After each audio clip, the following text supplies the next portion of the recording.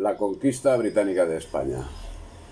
Capítulo sobre el reinado de Fernando VII. Segunda parte.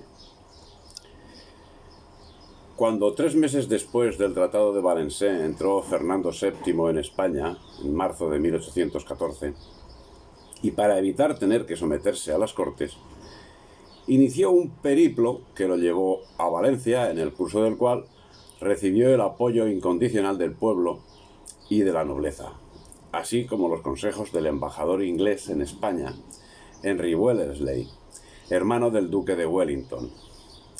Tanto sus consejeros, los generales Eguía y Elío, como el embajador se mostraron favorables a derogar la Constitución de Cádiz. El deseo del propio Wellington era la implantación en España de una monarquía constitucional al estilo a la inglesa, pero acabaría conformándose con la propiedad de importantes bienes embargados a Godoy. El pueblo lo recibió con gran alborozo, ya que en la vuelta del rey veía la vuelta de la libertad. Con este ambiente, el populacho desenganchó los caballos del carruaje y lo llevaron en brazos hasta Palacio. La gente cruzaba los brazos y decía «¡Vivan las cadenas!», en alusión a la vuelta del absolutismo y al genocidio que era la Ilustración. Incluso cuando los franceses, atónitos, preguntaban por qué se alegraban de volver a estar encadenados, les contestaban que eran cadenas de plata, que son de chaîne d'argent. Tal era el clima favorable a la vuelta del absolutismo, porque todo lo que parecía liberal era asociado a los franceses. Hasta se bautizaba a los niños con el nombre de Deseado. A finales del siglo XIX todavía había quien se llamaba así. Por ejemplo, doña Deseada fue la mayordoma del famoso poeta catalán Jacinto Verdaguer. Con este ambiente, el 13 de abril de 1814, la nobleza le dirigió el que fue conocido como Manifiesto de los Persas, redactado por diputados de las Cortes, en el que se apuntaba la nulidad de la nueva Constitución y de las leyes promulgadas por los liberales, así como la presión que estaban sufriendo los disidentes, y le solicitaba la derogación de las mismas. Se le llama Manifiesto de los Persas porque el texto se inicia como sigue. Era costumbre de los antiguos persas pasar 5 días de anarquía después del fallecimiento de su rey, a fin de que la experiencia de los asesinatos, robos y otras desgracias les obligase a ser más fieles a su sucesor. El Manifiesto de los Persas sigue señalando: los que declaman contra el poder monárquico confunden el poder absoluto con el arbitrario, sin reflexionar que no hay Estado, sin exceptuar las mismas repúblicas, donde en lo constitutivo de la soberanía no se halle un poder absoluto. Ante el manifiesto, Fernando VII adoptó las formas que le eran propias, asumiendo aquellos asuntos que se denunciaban y rechazando las ideas que para resolver los problemas se proponían, con lo que se dio lugar a lo que acabaría siendo el sexenio absolutista. No era ese el objetivo del Manifiesto de los Persas, ya que en el mismo se proponía la aplicación de reformas administrativas y políticas. Nada tenía de reaccionario ni de absolutista, salvo a la vista de los enemigos de la tradición. También se pedía el restablecimiento de la Inquisición, que había sido suprimida por decreto de las Cortes el 28 de febrero de 1813. Prácticamente este fue el único extremo del manifiesto que tendría cumplimiento, pero de una institución que ni remotamente tenía parecido con el cometido para el que había sido creada. El 4 de mayo de 1814, Fernando VII declaró nula la Constitución de Cádiz, así como toda la legislación elaborada por las Cortes, como si no hubieran pasado jamás tales actos y se quitasen de en medio del tiempo. El decreto consta de 3 partes.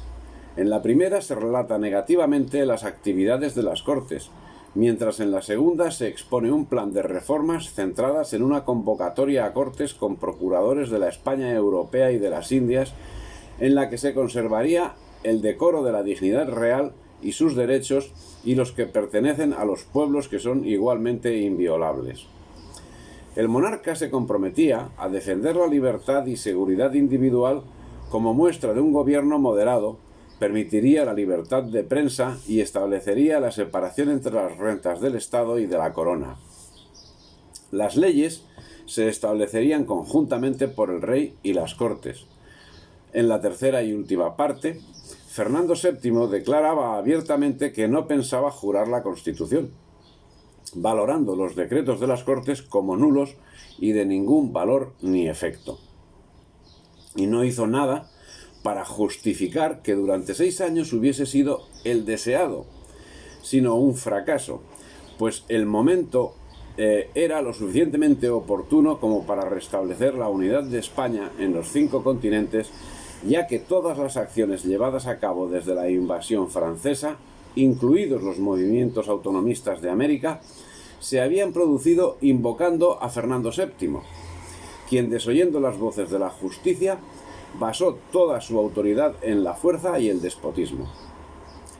En circunstancias normales, la España que debía haber surgido de la guerra era una España vital y convencida de sí misma, una España como la existente 2 siglos antes.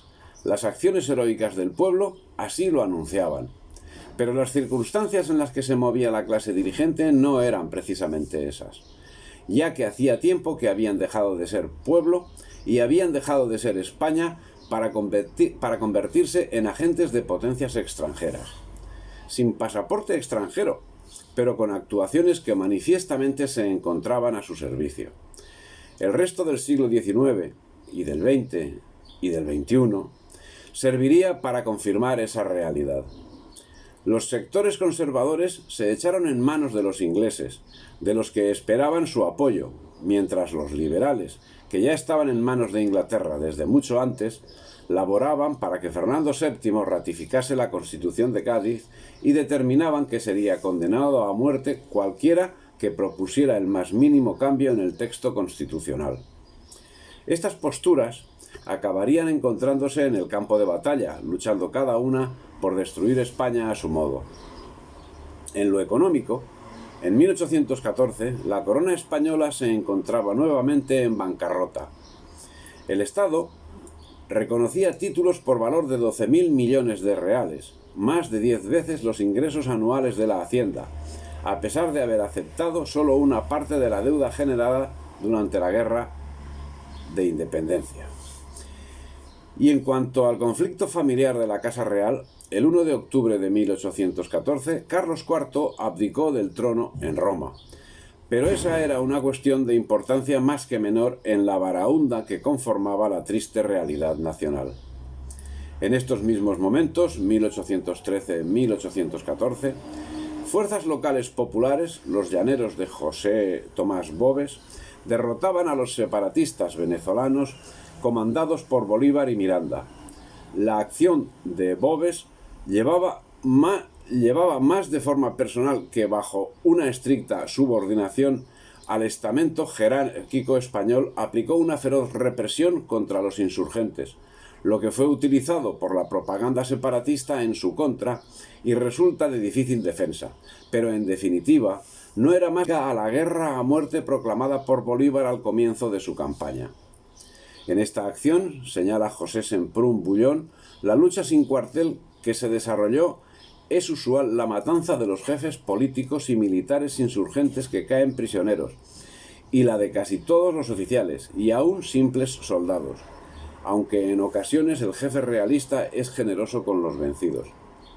Ante esta situación en la España peninsular, los sectores liberales, alimentados por las sociedades secretas de la masonería, se mostraron muy activos. Provocaron la desestabilización política y pronunciamientos que se repitieron durante todo el sexenio absolutista. El 25 de septiembre de 1814, Espoz y Mina intentó ocupar Pamplona. En 1815 se sublevó Porlier en La Coruña. En 1816, Richard en Madrid. En 1817, los generales Lacy y Milans del Bosch en Barcelona. La última en 1819 en Valencia. Todos eran masones. Los levantamientos resultaron un fracaso por la falta de apoyo popular. Espoz huyó a Francia y los otros fueron ejecutados. Durante el sexenio llegarían a producirse hasta 18 conspiraciones liberales, casi todas preparadas y dirigidas por sociedades secretas, y en especial por la francmasonería. Alguna pretendía la entronización del depuesto Carlos IV. Las causas que aducían los pronunciados podían ser de lo más variado, pero en el caso de Espoz y Mina parece ser el detonante el hecho de no haber sido nombrado virrey de Navarra, eligiendo en su lugar a un militar de tradición. Por otra parte, según Vicente de la Fuente, se trataba de un hombre sin muchos escrúpulos. Entre aquellos que han querido aparecer héroes quemando pueblos, fusilando inocentes y degollando centenares de hombres indefensos para aterrar a un puñado de enemigos, decía La Fuente sobre el amigo Espoz.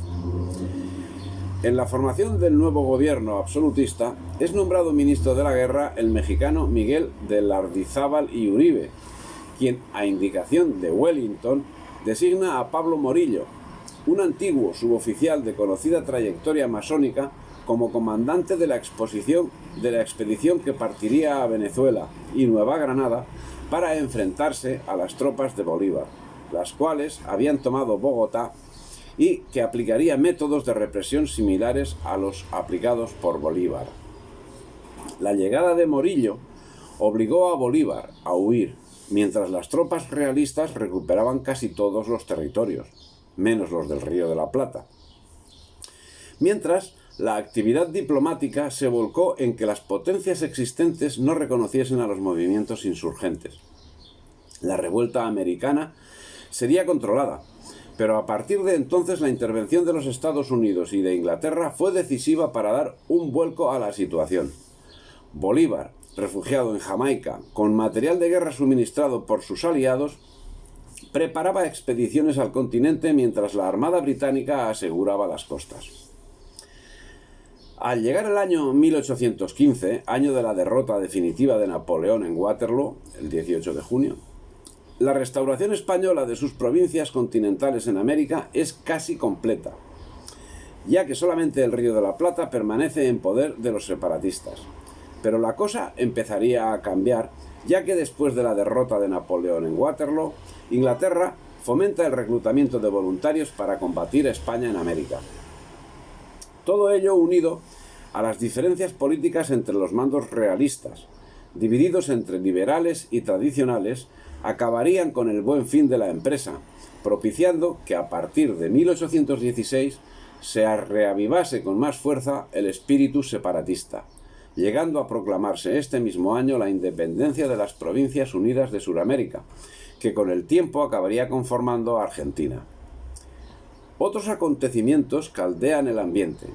En 1815, Fernando VII restablece la Compañía de Jesús, que había sido rehabilitada el 7 de agosto de 1814 por el Papa Pío VII, según la bula Solicitudo Omnium Ecclesiarum.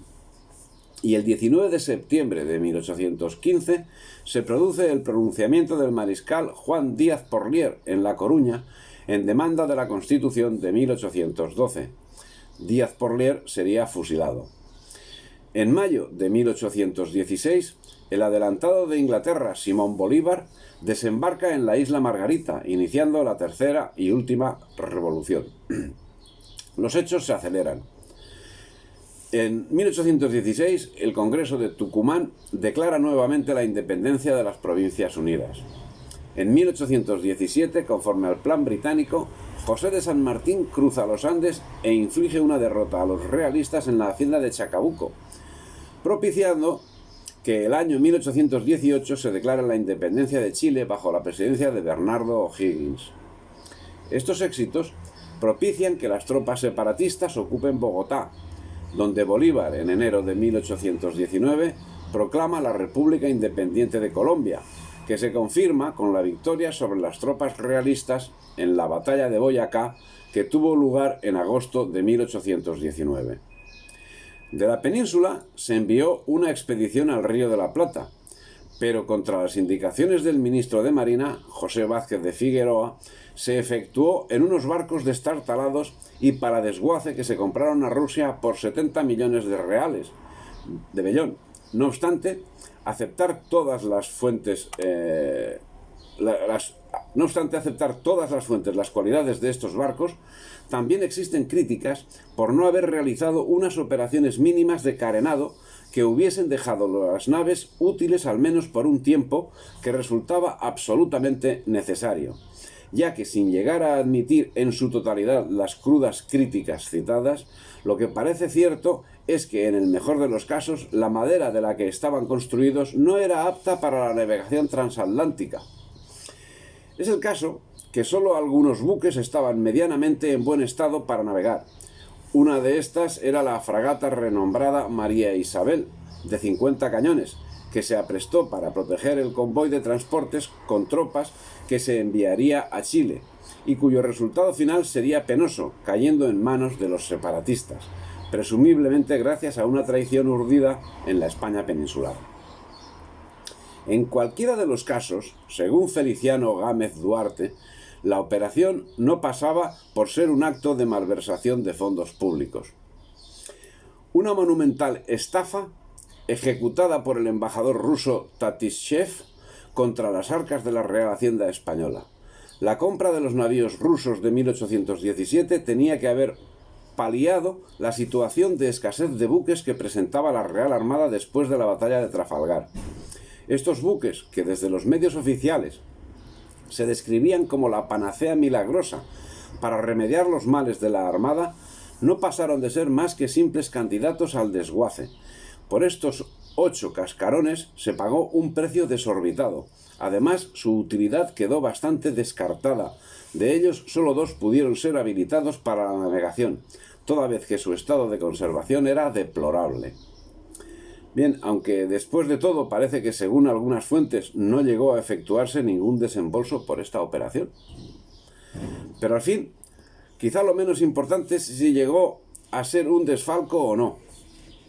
Lo que realmente importa es que sucedan o puedan suceder semejantes cosas. Es el triunfo de la desazón y del triunfo del enemigo. Es el momento en que las actividades tendentes a minar la moral de las gentes eran, y son, llevadas a cabo bajo una impunidad absoluta.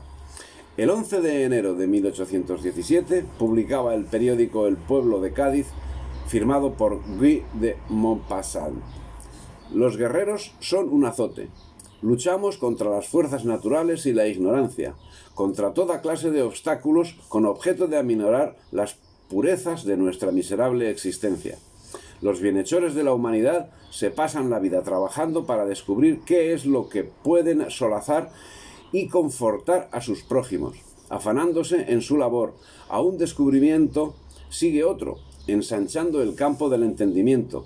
Extienden la ciencia y cada día añaden algo al caudal de los conocimientos humanos para la comodidad y la fortaleza de su país. Pero viene la guerra. En 6 meses destrozan los ejércitos el resultado de 20 años de esfuerzo paciente y genial. Y a esto se llama no caer en el repugnante materialismo.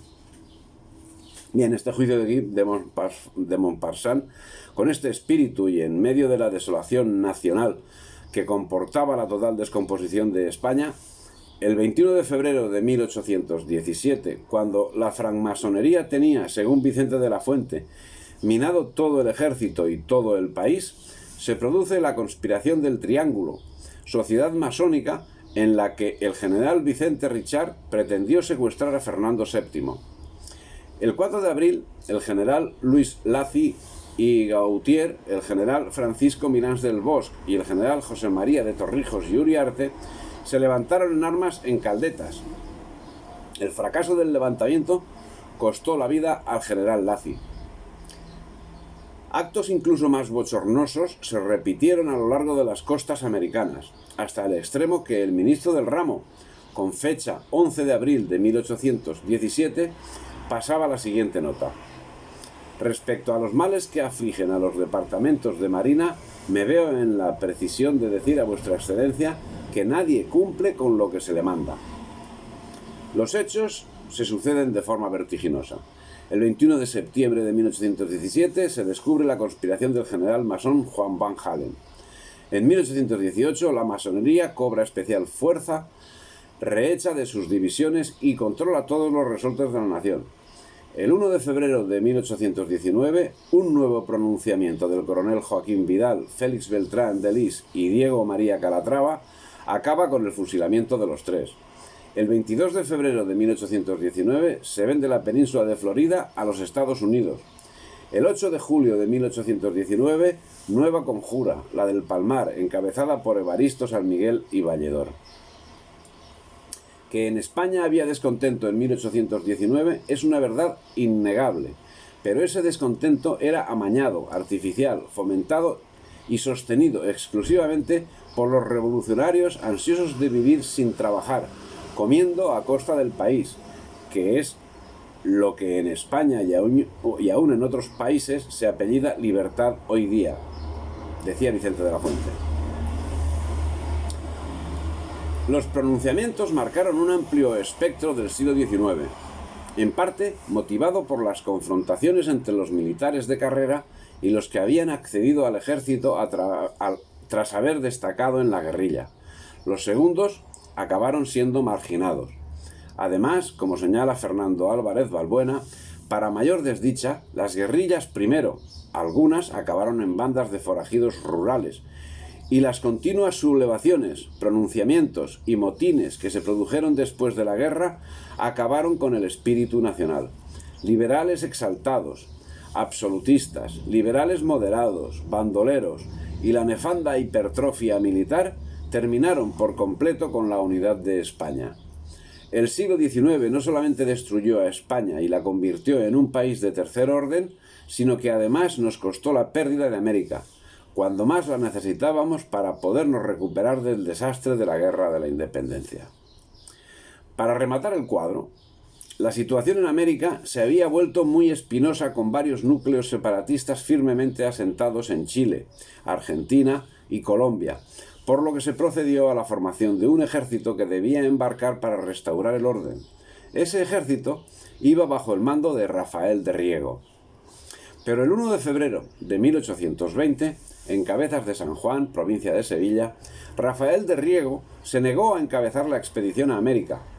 Durante 2 meses, el ejército de Riego permaneció sublevado recorriendo Andalucía sin que el gobierno pudiera impedirlo, ya que por todo el país se multiplicaban los pronunciamientos liberales y los levantamientos campesinos.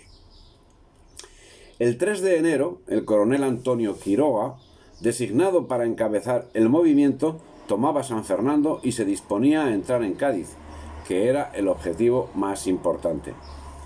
Casi 2 meses después de la asonada de Riego, y cuando ya se encontraba derrotado y fugitivo el 21 de febrero, el coronel Acevedo siguió los pasos de aquel en La Coruña, y O'Donnell, masón, que partía con un ejército para reprimir a Riego en Ocaña el 1 de marzo. Siguieron Zaragoza el 5 de marzo, Barcelona el 10 y Pamplona el 11. La España de pandereta. ¿De qué le llegó el adoctrinamiento a Riego? ¿De dónde? Durante la Guerra de la Independencia, los franceses le hacen prisionero en la batalla de Espinosa de los Monteros y es enviado a Francia, en cuyas cárceles pasó 6 años. Fue allí donde, al parecer, tuvo su primer contacto con la masonería, así como con las corrientes liberales de la época, que le llevaron a asumir los principios de la propia Revolución Francesa, los cuales tanto habrían de influir en su conducta posterior. La sublevación de Riego, a la sazón tercer gran maestre de la masonería, estaría activa hasta el 10 de marzo, cuando Fernando VII reinstauró la Constitución de 1812, en cuyo momento el deseado, desbordado, diría: marchemos francamente y yo el primero por la senda constitucional. Este levantamiento daría pie al periodo conocido como Trienio Liberal, que finalizó en 1823 con la irrupción de un cuerpo expedicionario francés conocido como los 100.000 hijos de San Luis. Por otra parte, y respecto al levantamiento de Riego, cuentan las crónicas por pluma de Vicente de la Fuente: ni un solo paisano se le unió. Es verdad que algún bandido apellidó Constitución, como suele hacer en tales casos todos los ladrones, tahúres y contrabandistas. Pero los jefes realistas desconfiaban también de sus soldados y aún más de sus compañeros, una gran parte de los cuales, aunque no se pronunciaban, sabíase que estaban afiliados a sociedades secretas. En fin, Riego fue la puntilla para el sexenio absolutista, en el que la capacidad operativa del gobierno se puede determinar si consideramos que en el sexenio hubo 28 ministros para cubrir la titularidad de 5 ministerios, y dio lugar al conocido como trienio liberal, durante el que la milicia nacional tendrá una importante presencia en la vida política, llegando a ser un verdadero bastión armado de los sectores liberales y burgueses que acabarían enfrentados a los voluntarios realistas que se estaban organizando contra el régimen liberal. Consecuencia de todos estos movimientos fue que el 6 de marzo, Fernando VII, el rey felón, publicó un decreto mandando celebrar cortes con arreglo a la observación de las leyes fundamentales que tengo juradas. Y a este seguiría otro el día 7 de marzo, en el que se decidía a jurar la Constitución de 1812 y convocar las cortes con arreglo a lo que en ella estaba regulado. El 8 de marzo se conoció en Madrid el decreto, que fue generalmente muy bien acogido, con demostraciones populares de alegría por el asunto. El día siguiente, una importante manifestación popular se acercó al Palacio Real con la intención de exigir al rey el cumplimiento del decreto, ante lo cual Fernando VII mandó que se formase el Ayuntamiento Constitucional de 1814, juró la Constitución y creó una Junta Provisional. El levantamiento de Riego tuvo gravísimas consecuencias en América. No fue la menor de la desmoralización de las tropas de Morillo, que se encontraban sin recibir los refuerzos que tanto necesitaban, y de exaltación de los insurgentes, que consiguientemente pudieron acometer Perú por el norte y por el sur. Ello posibilitaría de forma determinante la ruptura de la España americana. Vicente de la Fuente denuncia las causas principales de la situación y señala a la masonería como responsable directa de la misma. Las sociedades secretas, dice, rivalizaban en poder con el gobierno, y a tal punto que los ministros mismos tuvieron que buscar en ellas su apoyo personal, corriendo a los clubs para afiliarse a ellos. Ante el cariz que estaban tomando los acontecimientos, Fernando VII, como Carlos IV, hizo en su momento, intentó retirarse a México en 1820 para librarse de los liberales, mientras las conspiraciones palaciegas venían a representar la contrapartida de las sublevaciones liberales. Así llegaron a contabilizarse hasta 9 conspiraciones, entre las que la más seria fue la de Urgel en 1822. En 1820, los liberales envían a O'Donoghue a México en sustitución de Juan Ruiz de Apodaca, con el supuesto objetivo de frenar el grito independentista que había declarado Iturbide, pero su única acción ante este fue la capitulación. Ambos eran masones, señala Vicente de la Fuente. Era Iturbide realista, pero estaba encausado por robos y excesos que había cometido en el Bajío. Encargósele la conducción y custodia de 800.000 duros del comercio de Filipinas como un medio de promocionarle recursos para pronunciarse contra la Constitución. Iturbide, poco después de haber salido de México, en vez de dar el grito de «muera la Constitución», principió a gritar «viva la independencia», para reemplazar al virrey Apodaca. Consiguieron aquí los diputados americanos que se enviase al hermano O'Donoghue, a quien hemos visto ya perseguido y encausado como francmasón. Sigue relatando Vicente de la Fuente la situación y señala la traición de que fue principal actor.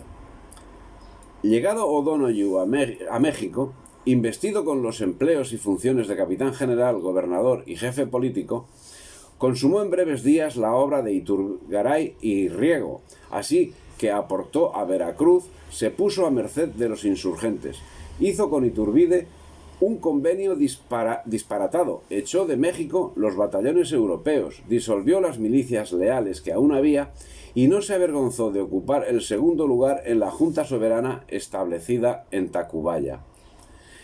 Era la coreografía indispensable para llevar a cabo la tragedia de la desintegración nacional. La traición a la patria, llevada a cabo por Riego, no pudo ser un hecho casual, sino una acción destinada a posibilitar lo que en breve sucedería de forma irremisible, la quiebra del imperio y su fragmentación para uso y disfrute del imperio británico. Así, en 1821, Agustín de Iturbide consiguió organizar el movimiento separatista, que contó con el apoyo de los realistas, contrarios a la política liberal del gobierno, y declaró la independencia el 28 de septiembre de 1821. En ese septiembre, Centroamérica se declaraba también independiente. En 1821, Panamá se declara independiente y se adhiere a la Gran Colombia. Al año siguiente, en 1822, se proclamaría Iturbide emperador de México.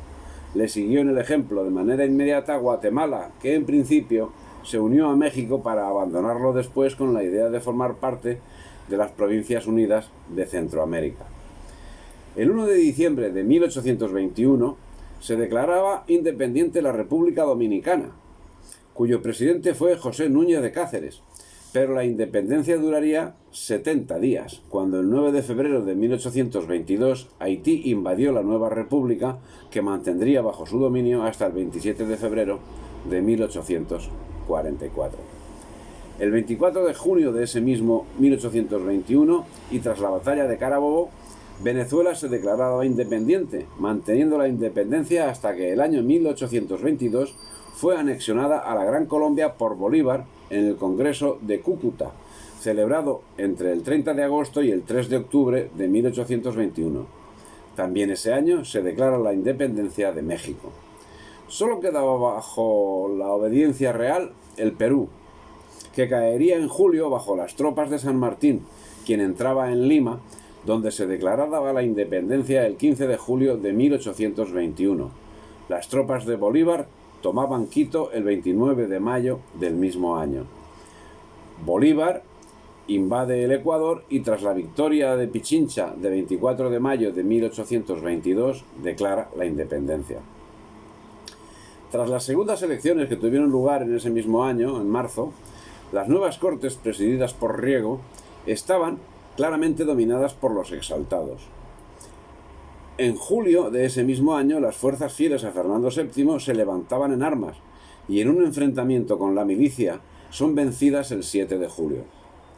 Grandes fueron las fiestas y la prensa liberal dedicó amplios capítulos para la explicación autocomplaciente en la que se queda manifiesto el espíritu de revancha liberal, mientras Fernando VII huía a Sevilla. Los liberales se dividieron en dos obediencias, la de los moderados o doceañistas y la de los exaltados o veinteañistas, mientras los enfrentamientos en todos los ámbitos se hacían habituales: huelgas, manifestaciones, guerrilla. El gobierno tenía la siguiente composición. Vamos a ver. Presidencia: Agustín Argüelles, gran maestre del Gran Oriente, gran comendador del Supremo Consejo y jefe y gran castellano de los comuneros de Castilla. Estado: Evaristo Pérez de Castro, masón. Hacienda: José Canga Argüelles, masón. Gracia y Justicia: Manuel García Herreros, masón. Marina: Juan Rabat, masón. Ultramar: Antonio Porcel, masón. Guerra: Marqués de la Amarilla, masón. Gracias a estos gobernantes, durante ese periodo y según la prensa liberal, la libertad de imprenta fue un hecho y el periodismo su natural consecuencia. Dos periódicos absolutistas hay en aquella época. Cita la fuente Cosas de Madrid: La Atalaya de la Mancha y el Procurador General de la Nación y del Rey, perfecto modelo de procacidad y desentono, como lo fue después El Restaurador en 1823. Pero la libertad, según Vicente de la Fuente, se convirtió en liberalidad a favor de los políticos.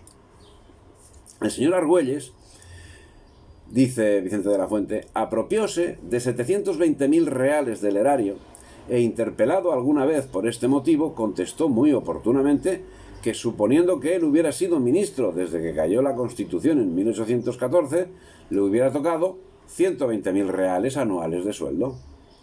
Cada ministro se cobró por sí solo el sueldo atrasado de 720.000 reales.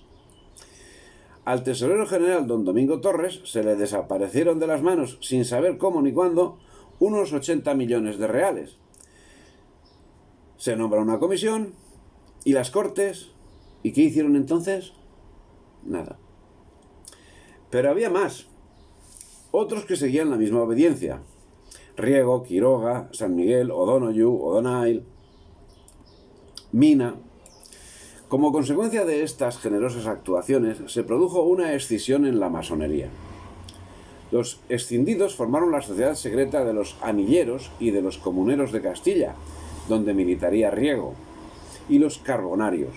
Cada uno de estos grupos controlaría los distintos posicionamientos políticos que a partir de ese momento enfrentarían al pueblo español.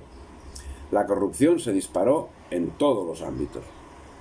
Finalmente, los escándalos hicieron caer a Argüelles, dando lugar a que entrase en el gobierno otro masón como secretario de guerra, Antonio Olaguer Feliu, abierto partidario de la independencia de América. La dilapidación de los caudales públicos, la centralización estricta de las administraciones, el nombramiento de obispos como privativo del gobierno y la persecución del espíritu religioso unido a la sedición de algunos militares acabó en guerra civil. En 1822 se condenaba a pena de muerte sin expresión del delito que se le comportaba, como en el caso del general Elío, y cuya sentencia rezaba: examinada la causa, se le condena por unanimidad a la pena de horca. En Manresa fueron fusilados 24 hombres. En Madrid, Pamplona, Barcelona y Valencia, otras muchas personas. Mina, en La Coruña, asesina en masa. Riego hace lo mismo en Málaga. Vigodet, Ballesteros y Zayas acuchillan en Madrid mujeres y ancianos indefensos. Copons manda a ahorcar al oficial Goifeu para satisfacer el instinto de crueldad de las turbas. El empecinado en Cáceres acuchilla hasta los niños. El coronel González fusila a 300 prisioneros. La mayoría de las cortes aprueba esos asesinatos. Y para redondear la actuación, redactan una ley de defensa de la democracia en la que se condena a muerte a quien intente alterar la Constitución. La falta de autoridad del gobierno se tradujo en un endurecimiento de la vida política que adquirió las connotaciones propias de un ambiente de guerra civil con posturas irreconciliables y acciones extremistas como matanzas, deportaciones y destrucciones. Finalmente, el 7 de julio de 1822, se subleva la Guardia Real en Madrid en defensa de Fernando VII.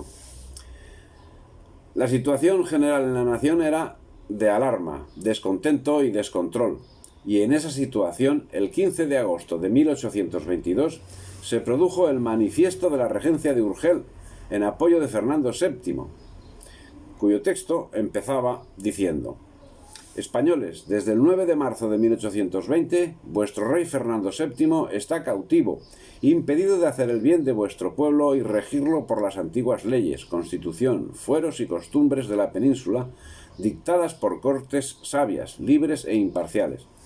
Esta novedad es obra de algunos que, anteponiendo sus intereses al honor español, se han prestado a ser instrumento para trastornar el altar, los tronos, el orden y la paz de Europa entera.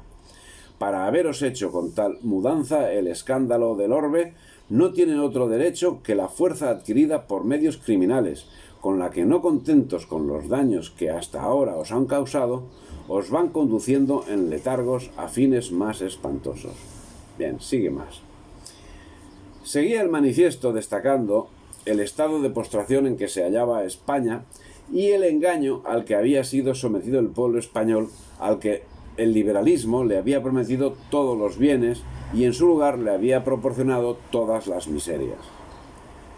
En ese mismo manifiesto decían: Vuestra ruina es cierta si para el remedio no armáis vuestro brazo, en lo que usaréis del derecho que con razón nadie puede negaros. El manifiesto hacía un desglose de los males de la patria. Las cárceles y los cadalsos llenos de víctimas, las gentes amenazadas y en la miseria, las cortes usurpadas por los que tenían dinero, las contribuciones exigidas desorbitadas, la inseguridad ciudadana manifiesta, el territorio desgajado de América, las leyes tradicionales meditadas habían sido sustituidas por ocurrencias de unas cortes que no representaban a nadie. El pueblo recurrió a la guerrilla en Galicia, Navarra, Vascongadas y Cataluña, donde el gobierno mandó un ejército de 20.000 soldados con orden de fusilar sin formación de causa al que fuese sospechoso de realismo. En octubre, Mina ordenaba el asesinato de los párrocos y regidores que no diesen noticia de la posición ocupada por los rebeldes en los alrededores de los pueblos. Finalmente es saqueada Cervera. Castellfollit es quemado y fusilada la población que no había huido. La Bisbal, Montblanc, Vallespinosa, Cornudella, Talarn, Sant Llorenç de Piteus, el actual Sant Llorenç de Morunys. El gobierno masónico ascendió a teniente general a Mina, que el 20 de enero de 1823 ordenó que Sant Llorenç de Piteus no pudiese volver a ser reedificado y que sus habitantes no podían permanecer en los partidos de Solsona y de Berga, excepción hecha de los liberales, amenazando con la ejecución a quienes no cumpliesen lo estipulado, incluyendo en la sentencia a las mujeres, a los niños y a los ancianos. Las partidas también se vieron sometidas a la acción política de Fernando VII, quien acabó pidiendo ayuda extranjera, ayuda que, como ya hemos señalado, se materializó el 19 de noviembre de 1822, cuando la Santa Alianza decidió intervenir en España mandando un ejército conocido como los 100.000 hijos de San Luis, que acabó con la intentona liberal y dio lugar al periodo conocido como década ominosa, en la que fue perseguido todo pensamiento liberal y no liberal, y que terminaría en 1833 con la muerte de Fernando VII, cuando subió al trono Isabel II con 2 años de edad. Al mando del mismo, que al parecer rondaba un total de 70.000 combatientes, de los que 40.000 eran españoles, figuraba el duque de Angulema. Inglaterra no apoyó la Santa Alianza, según Eric Hobsbawm, porque de este modo el absolutismo hubiera impregnado Suramérica y precisamente los ingleses querían lo contrario. Jesús Ángel Romero Aranda indica que fue Francia la instigadora de la Santa Alianza. Será el Congreso de Verona de 1822 cuando Francia, la más interesada por temor al contagio revolucionario, formule su deseo de intervenir, siendo apoyada por Prusia, Rusia y Austria, mientras Inglaterra, por medio de su representante, el duque de Wellington, se negaba a participar o colaborar en la empresa. Pero al parecer, y como siempre, Inglaterra jugaba con 2 barajas, porque para la formación de este ejército fue concedida la ayuda financiera de la banca Rothschild, que la concedió ilimitada a Angulema, quien utilizó parte para sobornar a algunos parlamentarios liberales. El hecho de que posteriormente Fernando VII se negase a que la banca extranjera controlase las finanzas españolas significó, según Miguel Ángel López Morell, el cierre de la Bolsa de Londres a cualquier emisión de deuda española y la dependencia de París para esos menesteres. El 6 de abril de 1823 entran en España los 100.000 hijos de San Luis, que toman Madrid el 23 de mayo. Carlos IV, según relata Manuel Godoy en sus memorias, pidió en aquellos momentos al Congreso de Viena que se entendiera con su hijo sin escrúpulo y pudiera reconocerlo como verdadero y legítimo rey de España. Al respecto de esta petición, se hace necesario señalar la doblez de la misma, pues su redacción puede entenderse de 2 maneras, a saber, una, que su hijo Fernando VII no tenía escrúpulos, o 2, que tratasen el asunto libremente con Fernando VII. Vuelvo a leer el párrafo que tiene su intríngulis. O sea, pedía Carlos IV al Congreso de Viena se entendiera con su hijo sin escrúpulo, y pudiera reconocerlo como verdadero y legítimo rey de España. Difícil de entender esa frase. Bueno, en esa frase quedan reflejadas demasiadas cosas.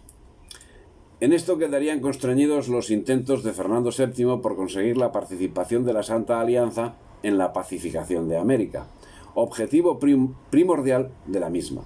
Y es que si por una parte Inglaterra impuso sus principios en contra, Francia no llegó tampoco a tratar seriamente la cuestión, ya que también estaba preocupada por adquirir ventajas comerciales en Hispanoamérica. Por su parte, Francia e Inglaterra llegarían a un entente plasmada en el Memorándum Polignac, mediante el cual Inglaterra se aseguraba la no intervención de Francia en Hispanoamérica. Todo quedaría reducido así a una serie de rencillas y enfrentamientos de intereses espurios.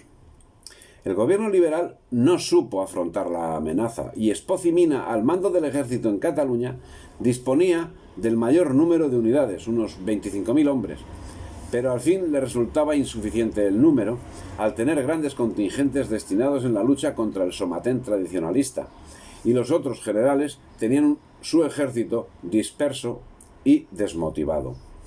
Por otra parte, como el pueblo catalán, el resto del pueblo español se mostraba ajeno a los ideales liberales y no hizo nada por defender el régimen constitucional, siendo que, bien al contrario, en múltiples situaciones cuando no engrosaba directamente el ejército, recibía con entusiasmo a los mismos que 10 años atrás combatían a muerte a los franceses, como restauradores del poder absoluto de su incomprensiblemente amado Fernando VII. Todo ello facilitó que la campaña de los 100.000 hijos de San Luis resultase extremadamente fácil. Por su parte, el duque de Angulema, comandante del ejército de la Alianza, lanzó una proclama en la que señalaba que el único propósito de la expedición era restaurar el orden y las leyes, restablecer el altar y el trono, librar del destierro a los sacerdotes, del despojo a los propietarios, y al pueblo de todo dominio que, proclamando libertad, no preparaban sino la destrucción de España. En cuanto al juicio que puede generar la actitud del pueblo, sencillamente penosa. Según queda relatado en Cosas de Madrid, actuando como chusma, jaleaba la llegada del ejército aliado, mientras el ejército liberal, al mando del general Zayas, obligaba a aquellos a refugiarse en el Retiro, de donde finalmente fueron expulsados. Sería la única actuación gloriosa de los liberales. Su ejército se batió en retirada sin apenas combatir. Solo en Cataluña se produjo cierta resistencia, mientras en Zaragoza los invasores eran recibidos con vítores. Bisbal, el jefe del ejército del centro, se retiró sin combatir a Extremadura, y los 100.000 hijos de San Luis entraban en Madrid el 23 de mayo tras un breve combate. Ante esta situación, y ya con el ejército invasor en Despeñaperros, las Cortes, que se encontraban reunidas en Sevilla, marcharon a Cádiz llevándose secuestrado a Fernando VII. Pero el 24 de junio era sitiado Cádiz por las tropas francesas al mando de Angulema.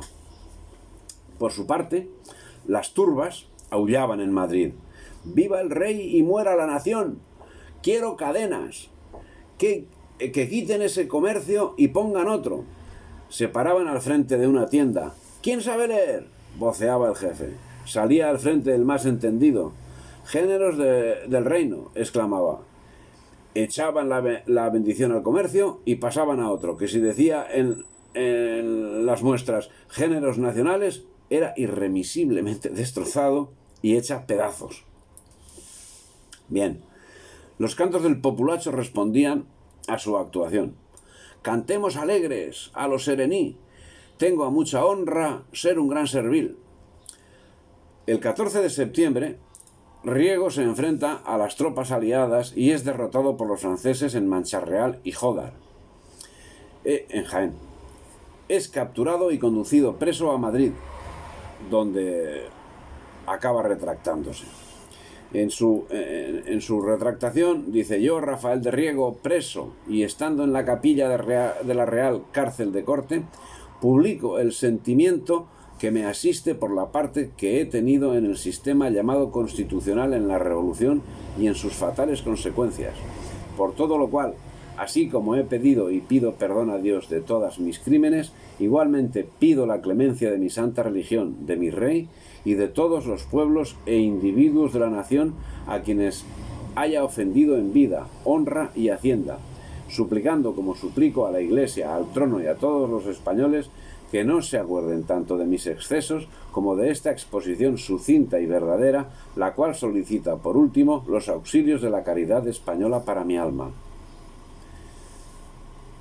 Buen final de Riego. Cuando en septiembre de 1823 cae la Constitución liberal, el gobierno y las cortes masónicas se reinstaura el absolutismo. Mientras, estos acontecimientos provocaron que se encendiese una guerra civil entre los realistas. Una descoordinación inexplicable, pero algo por lo demás muy español. Por un lado estaban los absolutistas, acaudillados por el vizcaíno Pedro Antonio de Olañeta. Por el otro, los constitucionalistas, cuya causa representaba de la Serna. Simón Bolívar, un criollo aburguesado de la Capitanía General de Venezuela con estudios en España, aprovechó la circunstancia y se valió de Olañeta para penetrar en Perú y hostigar a los realistas. En octubre de 1824, el virrey se encontraba en situación límite. Los rebeldes, por su parte, habían desplegado sus fuerzas en las tierras altas y preparaban la embestida final. Así, el 27 de octubre de 1823, en la península se procesó a Riego. La muchedumbre reclamaba su muerte, mientras el abogado defensor, ferviente realista, defendía sus derechos y señalaba que la condena a muerte estaba fuera de la ley. El 7 de noviembre sufrió suplicio y fue ejecutado en medio de un gentío que le insultaba. Con el triunfo de los 100.000 hijos de San Luis, que se llevó a cabo tras la única batalla con título de tal, el asalto al fuerte del Trocadero en Cádiz, Fernando VII organiza un gobierno variopinto. Tadeo Calomarde y el conde de Ofalia, supervivientes en todas las circunstancias que les hace ser de la ideología dominante en cada momento. Cea Bermúdez, liberal y absolutista a conveniencia. El duque del Infantado, afrancesado en 1808 y constitucional en 1812. Y se inicia una dura represión que bajo el ministro de Gracia y Justicia, Calomarde, sería tan enorme como la de Mina. Como podría deducirse de semejante cóctel, la política adoptada por Fernando VII no satisfizo ni a absolutistas ni a liberales, ni a un tercer bando que surgió, intermedio entre monárquicos y reformistas y liberales moderados. La lucha entre estos tres bandos por el poder y la cuestión sucesoria son los problemas que mantenían la inestabilidad social y política. Por otra parte, en agosto de 1824, Lima caía nuevamente bajo la órbita de Bolívar. La actividad masónica continuaba. Unos oficiales sobornados por Simón Bolívar destituyeron al rey Joaquín de Pezuela y pusieron en su lugar a José de la Serna, quien procedió de inmediato a licenciar a los batallones leales. Pronto, el 9 de diciembre de 1824, ocurre la batalla pactada de Ayacucho, donde Sucre vence definitivamente a las tropas realistas. Una farsa en la que tomaron parte, uno indirecta y otro directa, Espartero y Maroto, también masones, destinados a señalarse también en el futuro. La batalla de Ayacucho será la que marque el punto final, la sentencia definitiva al desmembramiento de la patria. Sin embargo, no fue, como dice la historiografía oficial, la batalla de Ayacucho el fin de la presencia realista en América del Sur. Olañeta continuó manteniendo en Potosí la españolidad de América y otros movimientos patriotas seguirían resistiendo durante décadas. Tras conocerse en Londres el resultado de la batalla de Ayacucho, un jubiloso Canning dijo ante el Parlamento inglés: «El clavo está remachado. La América española es libre y si no gobernamos tristemente nuestros asuntos, será inglesa». A España ya no le quedaba nada más que la dependencia absoluta de la voluntad europea. Geográficamente solo quedaba la presencia en África, Filipinas, y en América, Cuba y Puerto Rico. Y en lo tocante a la independencia de lo que quedaba de la España peninsular, Feliciano Gámez Duarte nos da una idea de la situación. El estado de la Armada hacia 1826, momento en el que se alcanzó una especial virulencia en los ataques corsarios, era francamente descorazonador. Entre 1795 y 1825, España perdía 22 navíos en acción de guerra, 10 en accidente de mar, 8 se transfirieron a Francia y 39 fueron dados de baja por su mal estado. Es decir, que en 32 años un total de 79 navíos desaparecieron de la flota. Por el contrario, durante esta etapa solo se puede anotar 11 altas.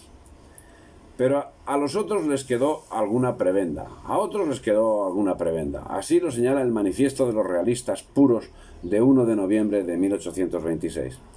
Sabed que Galomarde, ese ministro del rey en quien todos los hombres de bien habían fijado los ojos, ese atleta de la lealtad, corrompido al fin con el ejemplo de su amo, acaba de hacer traición a sus propios principios, vendiéndose por 20 millones de reales a la influencia inglesa y acordando con el ministro británico residente en esta corte el contribuir por su parte al deshonrable reconocimiento de los empréstitos que hicieron las llamadas Cortes durante el imperio de la Revolución y al mucho más deshonrable reconocimiento de la independencia de América. Sabed que Fernando VII es insensible y a toda clase de delicadeza, y, barrenando el principio de la legitimidad a que debe el trono, ha vendido su consentimiento para acceder a las expresadas medidas en la primera ocasión favorable que se le presente, resolviéndose de este modo a sacrificar el honor, los derechos de conquista y tantos otros intereses de este país por el valor de 500 millones de reales que el maquiavélico gabinete de San James, el gobierno británico tenía su sede en el Palacio de San James, de acuerdo con los americanos, ha ofrecido depositar a las órdenes del rey en el Banco de Inglaterra. La hispanidad segmentada fue presa fácil del colonialismo anglo-norteamericano que fomentó y sigue fomentando disputas territoriales que inequívocamente van en perjuicio de todos, menos de los anglo-norteamericanos. A partir de esta fecha, España y la hispanidad en su conjunto o segmentada no aparece en los libros de la historia. Fin del capítulo, cuyo texto completo se encontrará en La conquista británica de España.